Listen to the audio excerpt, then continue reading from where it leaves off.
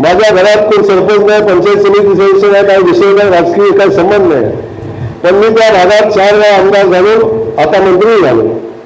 त्यामुळं मी आपल्याला एवढंच सांगतो की आपल्याला लोक निवडून देतात, आपल्याकडे प्रचंड मोठ्या अपेक्षेने आपल्याला लोक निवडून देतात, पण जेव्हा आपल्याकडून अपेक्षा पूर्ण होत नाहीत तेव्हा लोक पुन्हा दुसऱ्या कोणाला ते शोधत राहतात की ज्याच्याकडून आपली अपेक्षा पूर्ण होईल. बरोबर आहे ना? लोक कधीही बाबळीच्या झाडाखाली उभे राहत नाही, लोक आंब्याच्या झाडाची सावली बघतात आणि आंबे कुठे मिळतात हेच बघतात.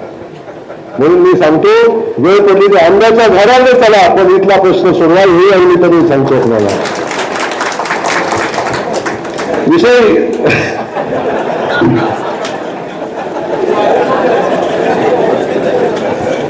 मी पक्षी बोलणार नाही आधी सांगितलं. मी तुम्हाला एवढंच सांगतो की जिथं आंबा मिळेल तिथे चला. बाबळीच्या झाडाला बघून बघून माणसाचा माना दुखून गेला कथा.